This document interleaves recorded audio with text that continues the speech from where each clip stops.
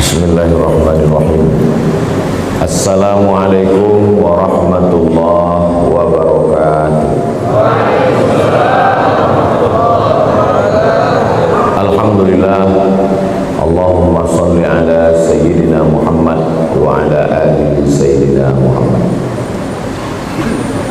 Bapak-bapak, ibu-ibu, hadirin jamaah fardu subuh yang dimuliakan Allah Subhanahu wa ta'ala. Man shalla subha fi jama'atin, siapa yang salat subuh berjamaah, faka'annama shallal laila kullah, dapat pahala seperti salat sepanjang malam. Mudah-mudahan kita termasuk yang mendapatkan pahala itu insyaallah. Man shalla subha fi jama'atin, siapa yang salat subuh berjamaah, kana fi zimmatillah, maka dia dalam perlindungan Allah. Jadi kalau mau kita dapat lindungan Allah, anak kita dapat lindungan Allah, maka istiqomahkan salat subuh berjamaah. Man shalla subha fi jama'atin, siapa yang salat subuh berjamaah setelah itu tidak keluar masjid, summa qa'ada yadhkurullah, duduk berzikir, baca Quran, termasuklah majelis ilmu ini majelis zikir, karena yang kita bahas hanya ayat, hadis, fatwa ulama. Hatta tatlu asyamsu, sampai terbit matahari. Setelah terbit matahari, summa yusalli rak'ataini, salat sunat 2 rakaat.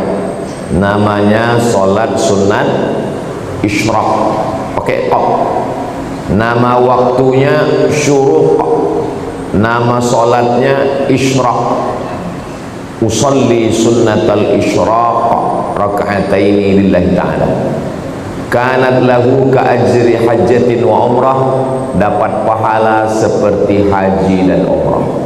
Hadisnya ada dalam Sunan Tirmidzi, status hadisnya hadis hasan. Hadis yang paling tinggi sahih, di bawah sahih hadis hasan.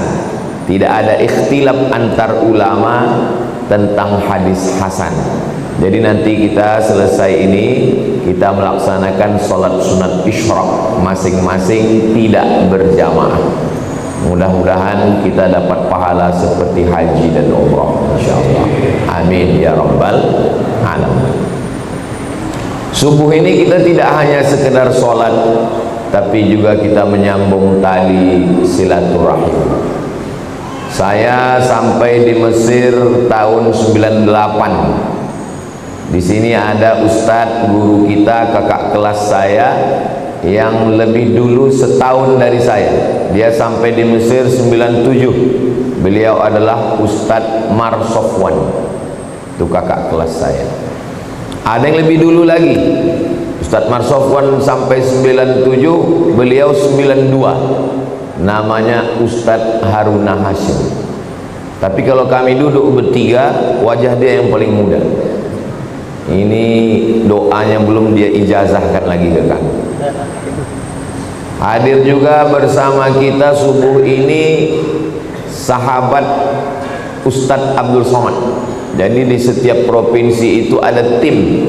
Di antara tim Ustadz Abdul Somad di Kepri, Kepulauan Riau, dari sejak 2013 sampai sekarang, itu namanya Bang Hardi Slamet Hud. Kenal Bapak Ibu orangnya? Nah, jadi kalau nanti ada orang bertanya-tanya, kenapa Ustadz Somad turun gunung sekarang ini? Karena tim sahabat Ustadz Abdul Somad sedang balihonya berserak-serak di Batam. Itulah kenapa saya turun membuat tablik akbar, pertemuan entah kemana-mana sebagai ikhtiar. Jangan nanti Bapak Ibu tidak bisa menjawab kalau ditanya orang, kenapa Ustadz Somad turun ke Batam sekarang? Entah latah-latah aja dia itu sekarang. Ustadz Somad kalau ada tim yang mencalonkan diri, dia pasti turun, karena itu bagian dari dakwah. Karena kalau saya yang ceramah tak sanggup. Saya ke Batam ini setahun cuma 4 hari. hari Jumat, Sabtu, Ahad, Senin, setahun sekali cuma saya turun. Tapi kalau ada tim Ustadz Somad itu yang duduk jadi penguasa, insya Allah terbantulah dakwah ini, insya Allah. Itu tujuannya. Saya yang memotivasi. Saya bilang ke Bang Hardi maju jadi gubernur. Kata dia nantilah 2029. Nah, kalau gitu jadi wali kota. Kalau belum sanggup jadi wakil dulu. Nah, ini semua adalah pesan-pesan supaya orang faham kekuasaan ini kalau tidak dipegang, dia akan dipegang orang lain. Jadi Bapak Ibu jamaah mengerti, faham, supaya kita tidak mudah termakan isu yang ada di internet. Jangan mau makan isu, jangan mau makan hoax, karena sampai hari ini kita masih makan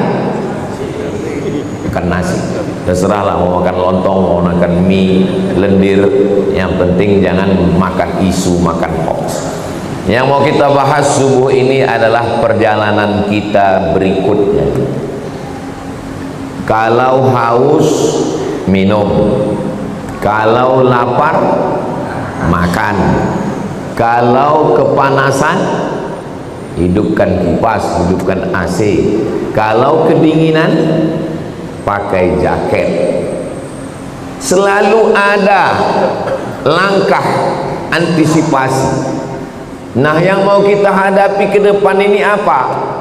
Yang akan kita hadapi nanti adalah yang pertama, sakaratul maut. Apa yang perlu kita siapkan untuk sakaratul maut ini? Banyak orang menghadapi pensiun udah siap. Saya Pak Ustadz untuk pensiun ini udah saya siapkan 100 pintu kos-kosan Pak Ustadz. Banyak betul Pak, baru pintunya aja Pak Ustadz. Yakin betul dia malaikat maut itu datang setelah pensiun. Tidak salah, tak ada salahnya orang yang menyiapkan ruko, menyiapkan kos-kosan. Bagus, tidak salah. Itu ikhtiar. Tapi tak banyak yang mempersiapkan untuk sakaratul maut. Siap-siap untuk pensiun, belum tentu jadi. Belum tentu. Bisa jadi sebelum pensiun sudah mati. Tapi mati ini tidak kita siapkan pun pasti mati. Yang paling pasti dalam hidup ini adalah mati.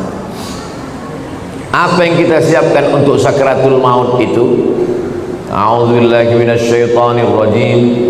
Innal ladzina qalu rabbuna Allah tsumma istaqamu. Orang yang selalu menyebut Allah kemudian dia istiqamah, tatanazzalu alaihimul malaikah, turunlah malaikat waktu dia mau sakaratul maut, waktu ruhnya mau keluar dari jasad, turun dua malaikat. Malaikat yang pertama berbisik, alla takhafu, jangan kau takut. Karena rupanya orang mau mati itu takut. Takut sakaratul maut, takut azab kubur, takut mungkar nakir, takut titian siratal mustaqim, takut hisab, takut neraka, takut. Maka datang malaikat membisikkan, alla takhafu, jangan kau takut. Perasaan yang kedua orang yang sakaratul maut itu, wala tahzanu, jangan sedih. Rupanya orang yang mau mati itu perasaannya sedih. Sedih meninggalkan rumah, sedih meninggalkan anak, sedih meninggalkan bini, sedih meninggalkan BPKB, STNK, surat tanah, akte notaris. Sedih. Apa kata malaikat? Wala tahzanu, jangan kau sedih. Takutnya hilang, sedihnya melayang. Waktu itu hatinya kosong. Ketika itu malaikat membisikkan yang ketiga. Apa kata malaikat? Wa abshiru bil jannati allati kuntum tu'adun.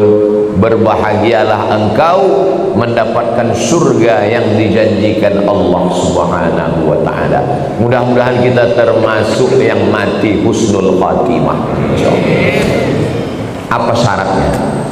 Apa syaratnya supaya kita dapat macam yang disebutkan dalam ayat ini? Syaratnya kata Allah, qalu rabbunallah tsumma istaqam. Istiqamah menyebut Allah. Bisa subhanallah, bisa alhamdulillah, bisa Allahu akbar, bisa la haula wala quwata illa billah. Afdalul dzikri fa'lam annahu la ilaha illallah. Makanya orang kalau dia ikut tarekat Naqsabandiyah, zikirnya Allah Allah Allah Allah Allah Allah Allah Allah Allah Allah. Alladzina yadhkuruna Allah, orang yang menyebut Allah qiyaman, waktu tegak, wa qu'udan, waktu duduk, wa ala junubihim, waktu berbaring. Duduk, tegak, berbaring, selalu mengingat Allah. Itu makanya melihat wajah di cermin menyebut Allah. Allahumma kama hassanta khalqi fahassin khuluqi. Masuk masjid menyebut Allah. Allahumma ftahli abwaba rahmatik.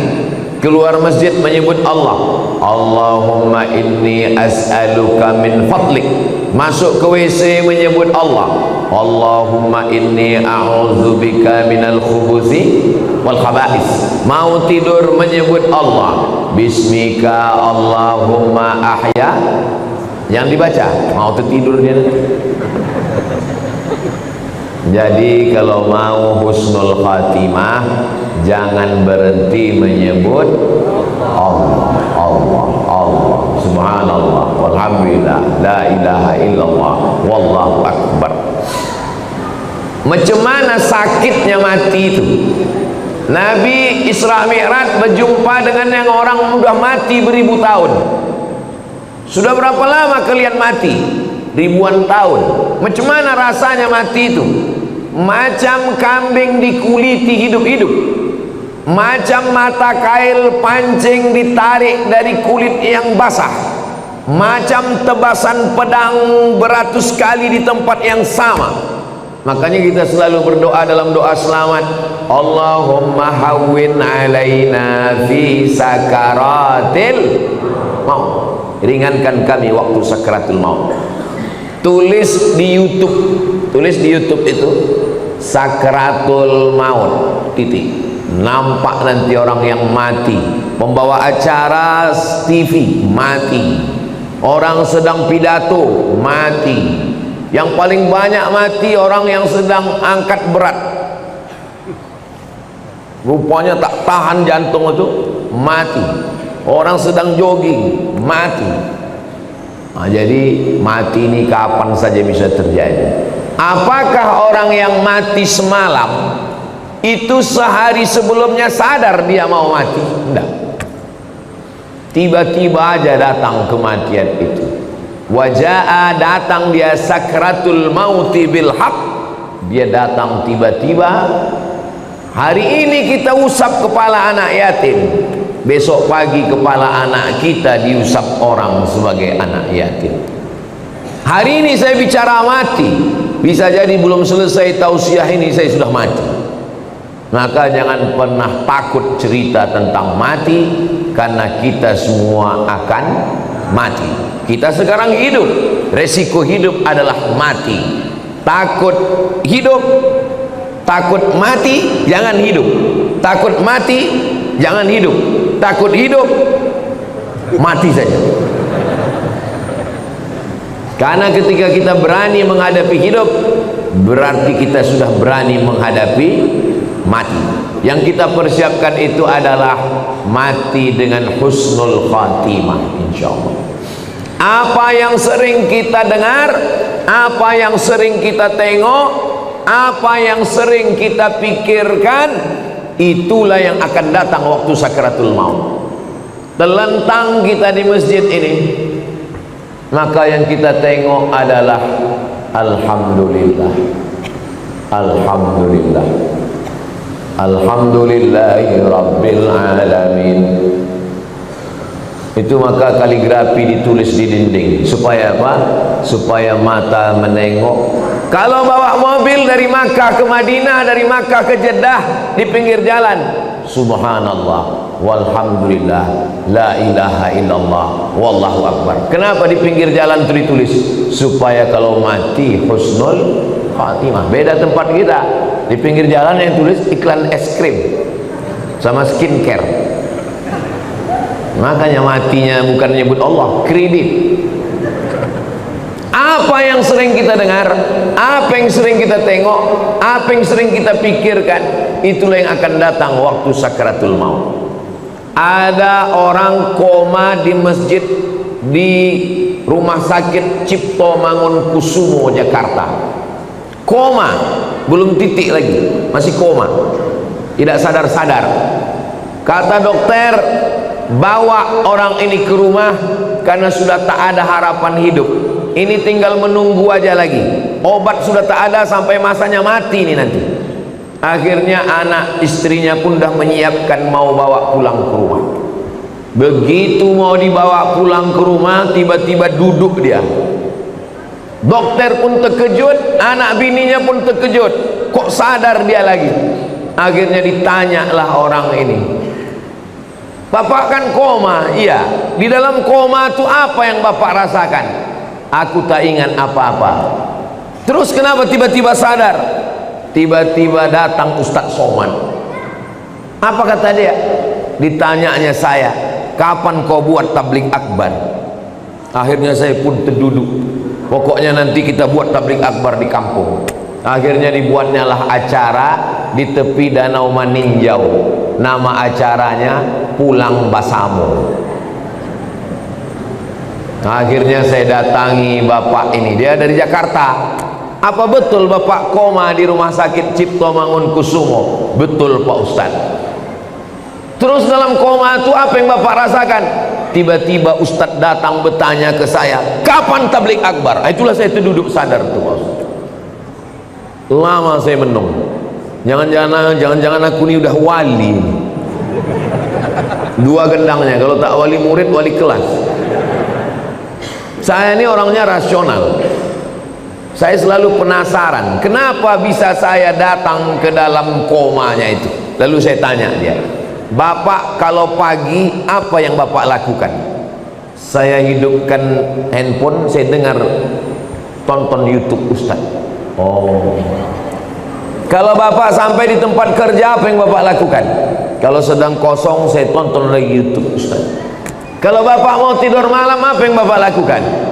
"Sebelum saya tidur yang terakhir saya tonton adalah YouTube Ustaz."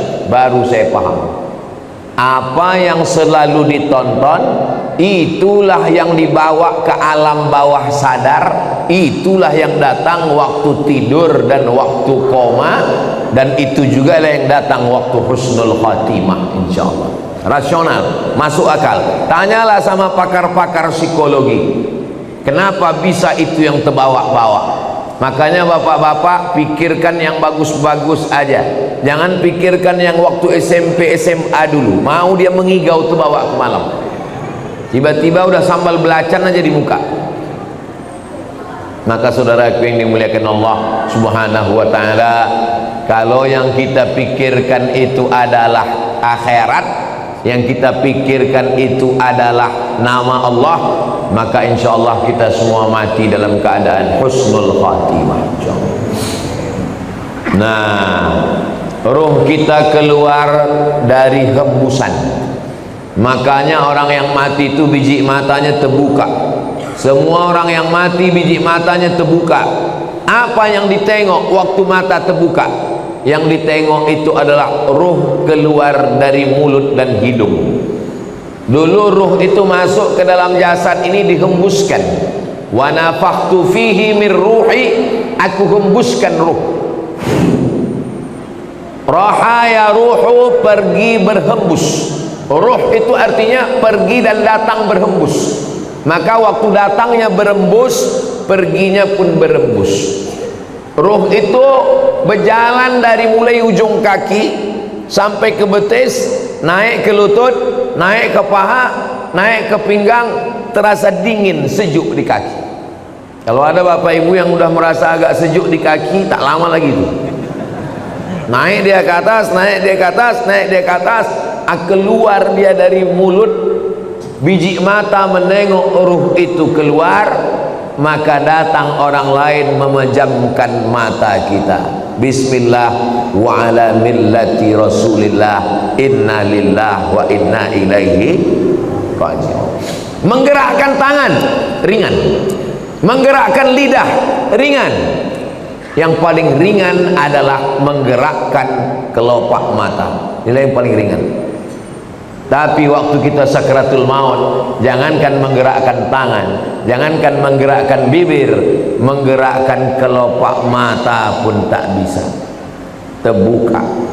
Bini yang katanya buah hati belayan jiwa pun takut memejamkan biji mata kita. Datang anak ke masjid memanggil tuan imam, Pak Imam, tolonglah datang ke rumah, ayah kami matanya tak tertutup-tutup dari tadi malam. Baiknya imam, padahal orang ini tak pernah datang ke masjid. Makanya masyarakat sini yang tak pernah datang ke masjidlah kalian. Untuk apa Ustaz sampaikan ini? Bukan orang ini datang, kirimkan video ini ke dia. Jangan sampai nanti akhirnya tuan imam yang datang ke rumah dia hanya untuk menutupkan kelopak matanya, dan akhirnya jenazahnya dibawa juga ke masjid. Seumur hidup ke masjid cuma 2 kali. Yang pertama akad nikah, yang kedua inna lillah. Mudah-mudahan kita istiqomah menghidupkan masjid ini insyaallah. Lalu kemudian setelah ditutupkan, kita pun ruh keluar dari jasad. Lalu kemudian kemana pergi ruh itu? Ruh itu dibawa oleh malaikat. Dalam hadis riwayat Imam Ahmad bin Hanbal, ruh dibawa di atas kain kafan dari cahaya, lalu kemudian mengetuk pintu langit. Lalu kemudian malaikat yang menjaga pintu langit menengok ruh. Apa kata malaikat penjaga pintu langit? Inilah orang yang amalnya kami tengok 2 kali sehari. Habis subuh, malaikat yang menjaga di waktu malam datang membawa amal dia. Habis maghrib, malaikat yang menjaga di waktu siang datang membawa amal dia.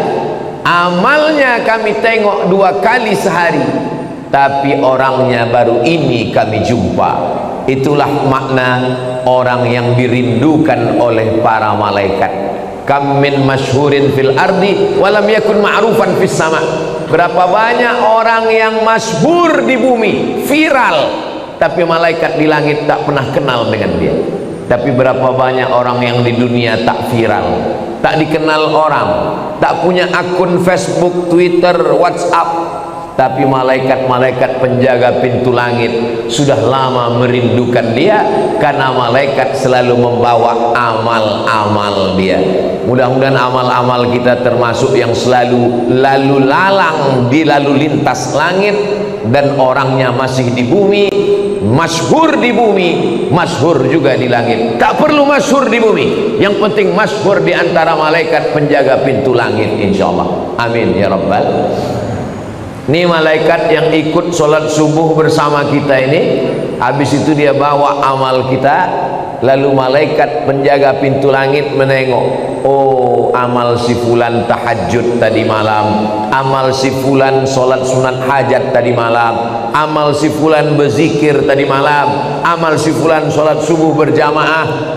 Amalnya ditengok malaikat tiap hari, tapi orangnya masih berjalan di atas muka bumi sampai akhirnya kita pun mati.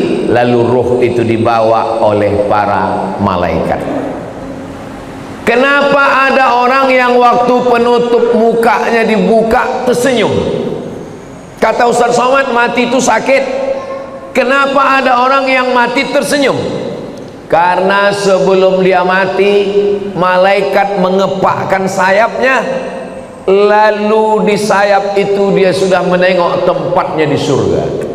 Begitu nampaknya tempatnya di surga, tersenyum dia. Saat dia tersenyum itulah malaikat mencabut nyawanya. Maka ada yang mengalahkan sakit. Yang mengalahkan sakit adalah menengok tempat di surga. Mudah-mudahan kita termasuk orang yang menengok tempat kita sebelum kita mati. Ustaz Somad sudah pernah menengok tempat Ustaz di surga? Saya jangankan menengok tempat di surga, menengok tempat parkir mobil pagi ini pun tak tahu saya. Karena menengok tempat di surga itu nanti ketika kita mau sakratul maut. Masa iya Pak Ustadz sakitnya mati bisa dikalahkan? Itu logikanya begini, rasionalnya begini. Ibu habis melahirkan anak, sobek dagingnya, mohon maaf, sakit. Tak usah saya ceritakan sakitnya, nanti kalau saya ceritakan ibu-ibu, alah macam pernah aja Ustadz itu. Ibu sedang terbujur sekarang di rumah sakit, baru saja disobek dokter kulitnya, koyak mengeluarkan bayi. Tak lama kemudian datang bidan membawakan bayi, lalu ibu pun menggendong anak itu. Ibu senyum atau tidak? Senyum. Yang saya tanya, sakit atau tak sakit? Inilah hebatnya ibu yang saya tanya, bisa pula bapak itu merasakan sakit. Kan memang cinta sejati lah orang. Ibu itu baru saja melahirkan anak, nyawa taruhannya, koyak dagingnya, tapi menengok anak tersenyum dia. Begitulah mati itu, sakit, tapi sakitnya kalah. Kenapa? Karena menengok tempat di surga, ditunjukkan Allah. Itu salah satu tanda husnul khatimah. Orang yang husnul khatimah itu irqul jabin. Irqul jabin, berkeringat jabin di atas kening atasnya. Kenapa? Kenapa orang yang mati husnul khatimah itu berkeringat di atas jabin ini? Karena malu. Biasanya orang kalau malu kan merah wajahnya karena tersipu malu. Maka orang yang meninggal menengok tempatnya di surga, malu dia karena amalnya tak seberapa. Aku amalku rasanya tak seberapa, kenapa besar kali balasan yang kau kasih ya Allah. Maka salah satu tandanya adalah irqul jabin, keluar macam keringat kecil di atas. Tapi jangan pula gara-gara ini biar supaya suami ibu disangka husnul khatimah, begitu mati langsung semprotkan air ke keningnya. Itu tak usah dibuat-buat, serahkan aja kepada Allah Subhanahu wa ta'ala. Ini yang saya sampaikan ini menurut hadis-hadis yang sahih, supaya kita bersiap-siap. Maka jangan lupa berzikir. Zikir ini banyak kali Pak Ustadz. Kata guru saya Syekh Umar Al-Ma'ruf Ali, dia keturunan dari Syekh Muhammad Tayyib. Syekh Muhammad Tayyib ini murid langsung dari Syekh Muhammad bin Abdul Karim Samman dari Madinah. Kata dia, Abdul Somad, kalau kau payah memilih-milih zikir yang banyak, kau amalkan aja 3. Yang pertama istighfar, yang kedua solawat, yang ketiga la ilaha illallah. Istighfar itu membersihkan cawannya. Ini cawan kotor, kalau dituang air zam-zam ikut jadi kotor. Bersihkan dulu, membersihkan cawannya dengan istighfar. Astaghfirullahaladzim, astaghfirullahaladzim, astaghfirullahaladzim, astaghfirullahaladzim, astaghfirullahaladzim. Bisa 100 bagus, bisa 200 bagus, bisa 1000 bagus. Setelah istighfar baru kemudian wangikan dia, harum semerbak, mewangikannya itu salawat. Allahumma salli ala Sayyidina Muhammad wa ala ali Sayyidina Muhammad. Allahumma salli ala Sayyidina Muhammad wa ala ali Sayyidina Muhammad. Setelah dia wangi, barulah kau tuangkan air. Airnya itu adalah afdhalul dzikri fa'lam annahu la ilaha illallah. Ini masalah zikir ini, jangan karena mau ngejar cepat lalu bunyinya tak jelas.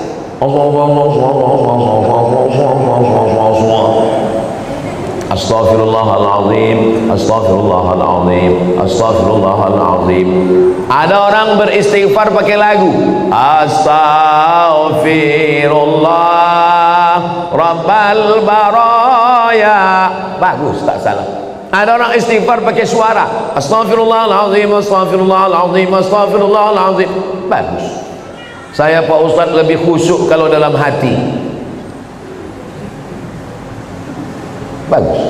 Masalah berzikir ini, zikir kuat bagus, jangan gara-gara zikir kuat sama zikir pelan berkelahi di masjid. Berkelahi antara zikir kuat dengan zikir pelan di masjid, sampai cerita itu keluar masjid. Apa kata orang luar masjid? Untung kita tak ke masjid. Coba kalau kita ke masjid berkelahi kan, bagus kita di luar masjid nih lagi. Nah, jadi yang berzikir kuat silakan. La ilaha illallah, la ilaha illallah, bagus, tak salah. Yang berzikir pelan bagus. La ilaha illallah, la ilaha illallah. Zikir kawan pelan, kita mau kuat, kita paksakan dia, kita ke telinga dia. La ilaha illallah. Apa mau kau, kata dia. Berkelahi kita dalam masjid. Saya Pak Ustaz terganggu kali saya sama zikir orang ini. Saya kalau udah dengar orang yang berzikir kuat terganggu saya Pak Ustaz. Berarti ada setan dalam diri kau. Orang yang terganggu dengan zikir berarti ada setan. Zikir tidak pernah mengganggu kita. Sebagaimana kita mendengar suara bacaan Al-Quran. Kalau ada orang terganggu mendengar bacaan Al-Quran, itulah makna ruqyah. Di ruqyah dia biar keluar hantu setan dari dalam dirinya. Habis sakratul maut selesai, lalu kemudian kita pun masuk ke liang lahat. Tapi tadi ruhnya udah diangkat ke langit Pak Ustaz. Waktu jasad masuk ke liang kubur, maka ruh turun balik, dimasukkan Allah ke alam kubur untuk menjawab pertanyaan malaikat Munkar Nakir. Iya, kalau jasadnya masuk kubur, kalau matinya diterkam singa, kalau matinya di sungai Amazon, dimakan ikan piranha 1000 ekor, kemana pergi ruhnya? Kalau matinya tabrakan beruntun hancur macam daging kena blender, kemana pergi ruhnya?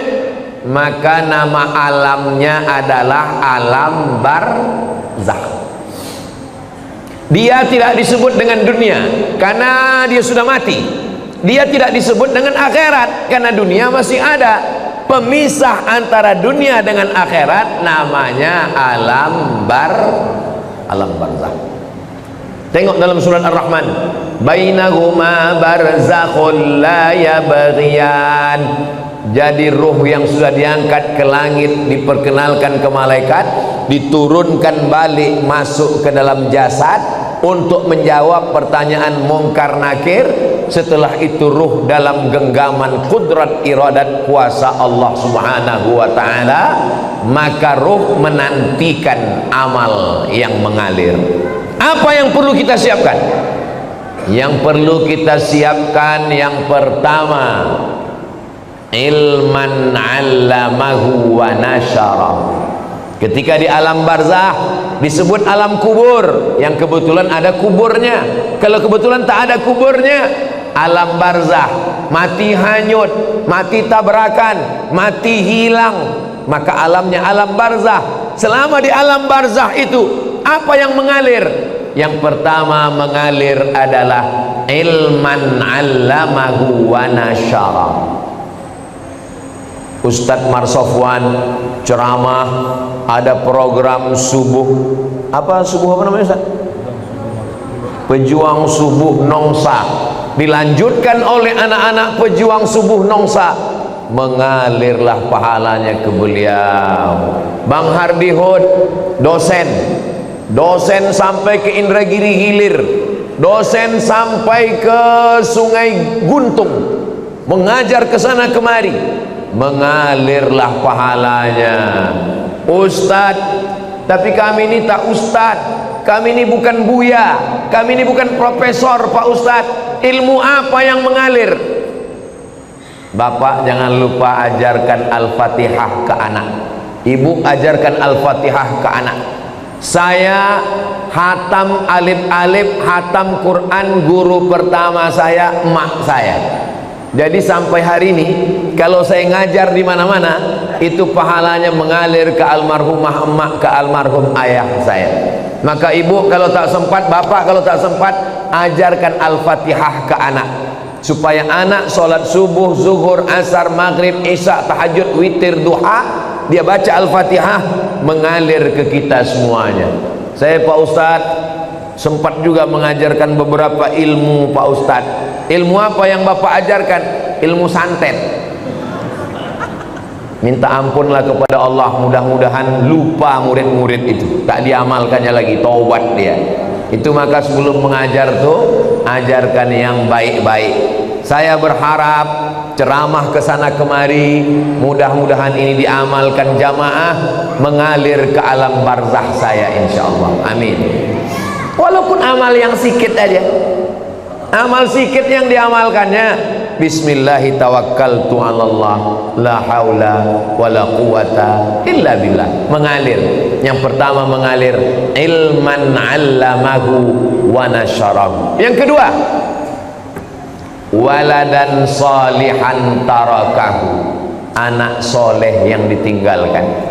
Bangun anak soleh itu malam, tahajud dia, berdoa dia, Rabbil firli wali walidayya warhamhuma kama rabbayani shaghira. Mengalir pahalanya. Sekarang saya ceramah ini di Batam. Almarhumah emak saya, almarhum ayah saya menengok amal saya secara live. Mana dalilnya? Dalilnya Quran. Wa qul i'malu, beramallah kamu, fasayarallahu amalakum. Yang menengok amal kamu itu ada tiga. Yang pertama Allah, yang kedua Rasulullah Nabi Muhammad menengok amal kita, yang ketiga wal mu'minun, orang beriman. Apa kata tafsir Ibnu Katsir? Maksud orang beriman, ayah, ibu, atuk, nenek menengok amal anak cucunya. Maka moyang saya sedang menengok amal saya, macam jamaah yang nonton streaming live sekarang. Begitulah mereka menonton di alam barzah. Oh, senangnya aku, cucuku dari anak si fulan rupanya sedang menyampaikan tausiah di Batam. Mudah-mudahan kita pun menengok amal yang baik dari anak cucu kita insyaallah. Makanya selalu doanya Rabbana hablana minas salihin, Rabbana hablana min ladunka dzurriyyatan thayyibah, Rabbana hablana min azwajina wa dzurriyyatina qurrata a'yun waj'alna lil muttaqina imama. Apalagi yang mengalir? Yang mengalir yang ketiga adalah mushafan warasahu, mewakafkan Al-Quran. Wakafkan Al-Quran. Kalau ditengoklah masjid, masjid apa nama masjid kita ini? Masjid Baitul Amal.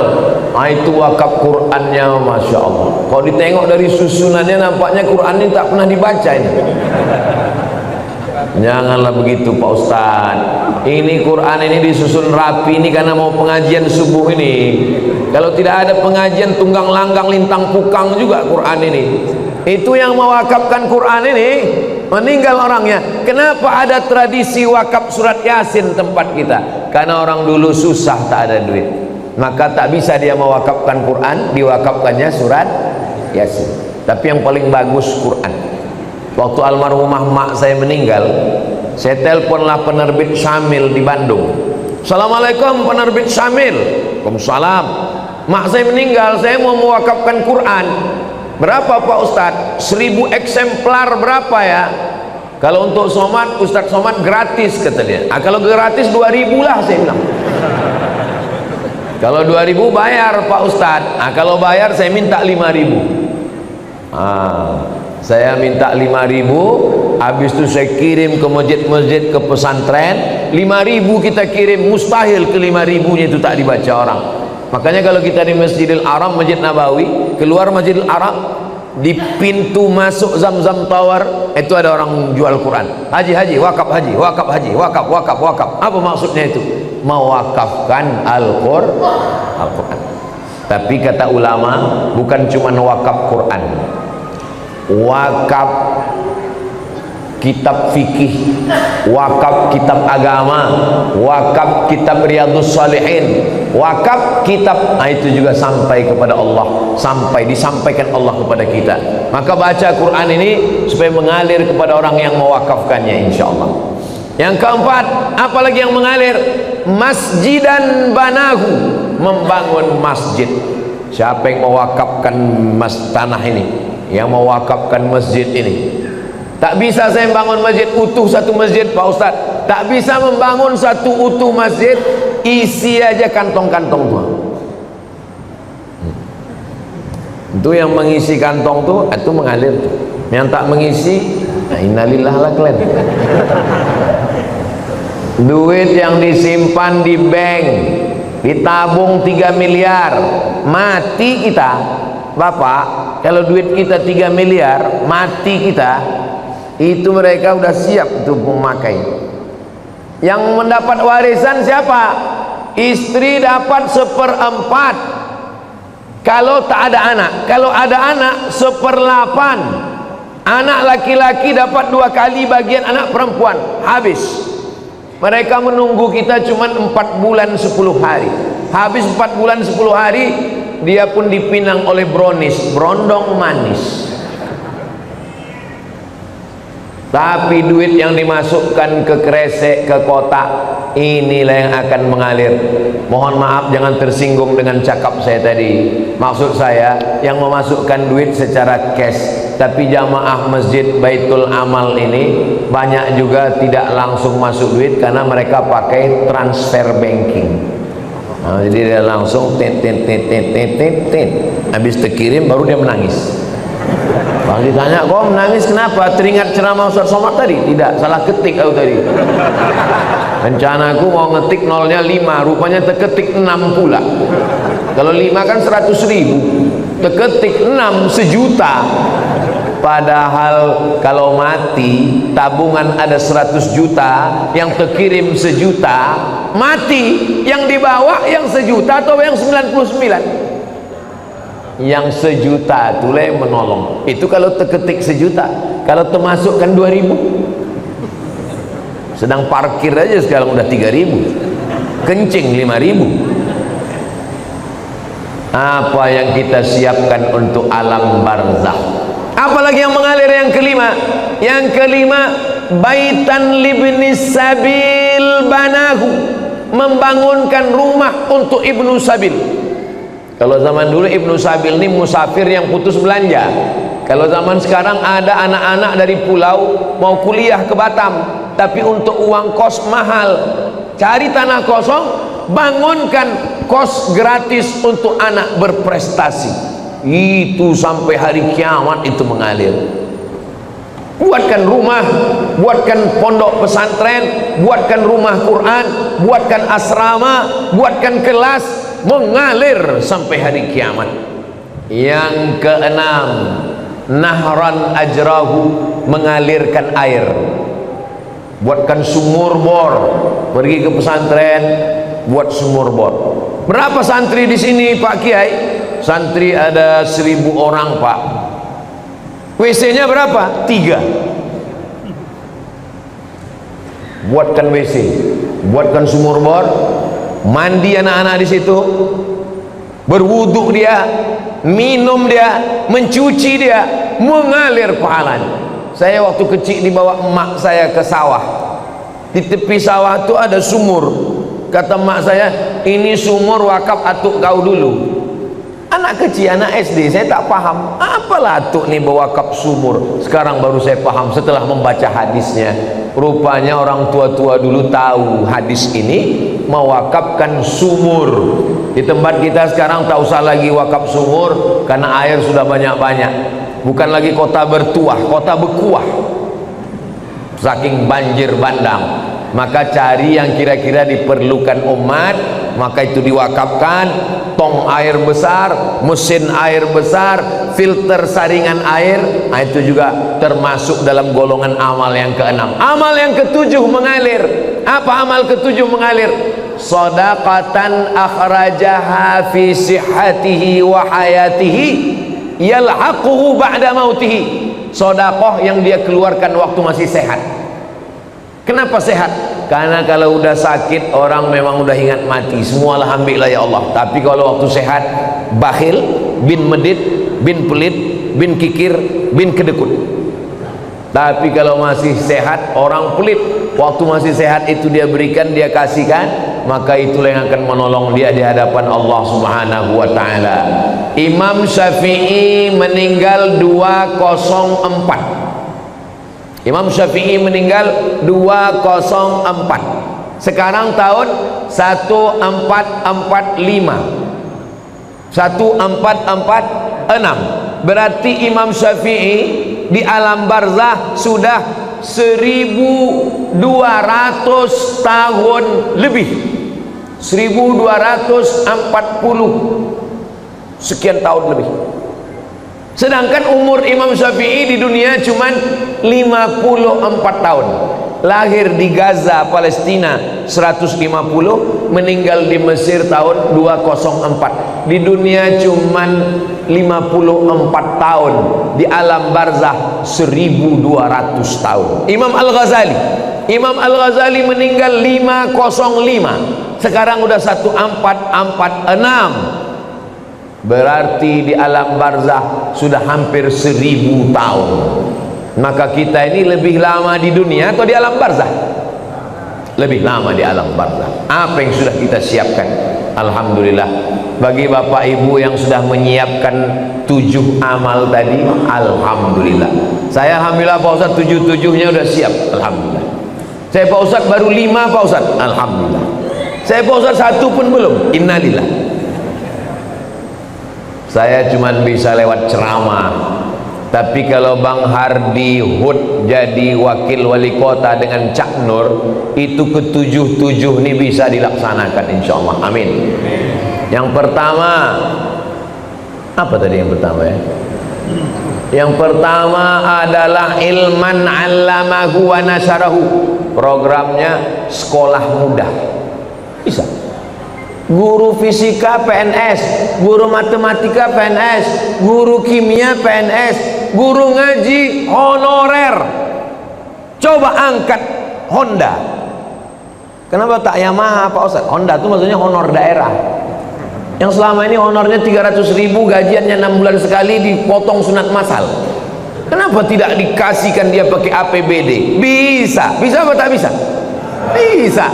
Saya ketemu dengan Bupati Morowali, Sulawesi Tengah.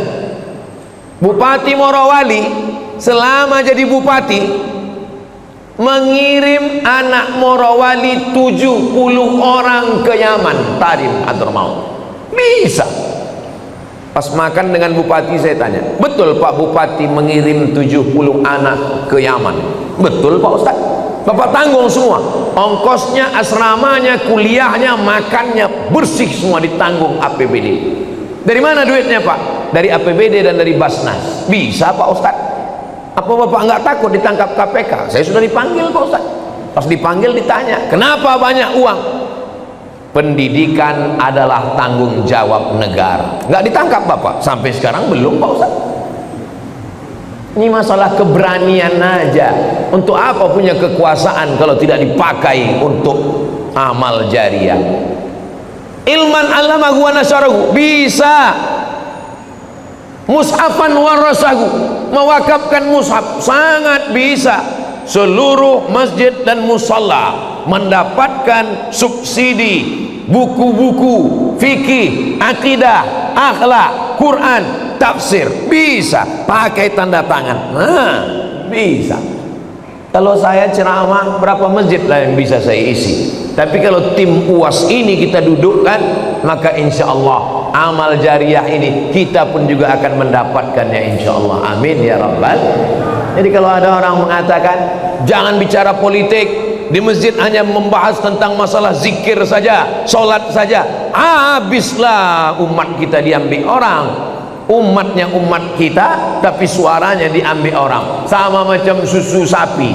Kata orang susu kambing, padahal susu sapi. Sapi punya nama, sapi punya susu, kambing punya nama. Saya tidak mau begitu. Jamaah di mana-mana saya arahkan.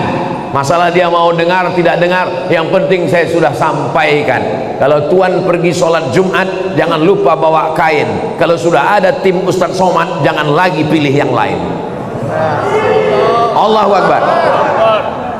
Jadi yang kita bahas subuh ini, tadi saya mulai jam 5, sekarang pas jam 6. Selama 1 jam ini yang saya sampaikan adalah baru 2. Persiapan sakratul maut dan setelah itu adalah apa yang kita siapkan di alam barzah. Habis alam barzah, kiamat, apalagi yang kita siapkan? Nanti kita lanjutkan setelah pelantikan Bang Hardi, insyaallah. Cak Nur dan Bang Hardi. Di akhir majelis, mari maghrib jam berapa di Batam?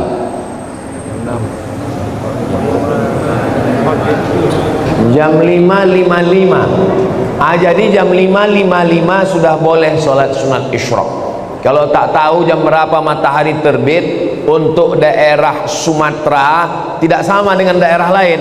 Untuk daerah kita di bagian Sumatera Utara, di Aceh, di Riau, Kepulauan Riau, itu tengok waktu maghrib.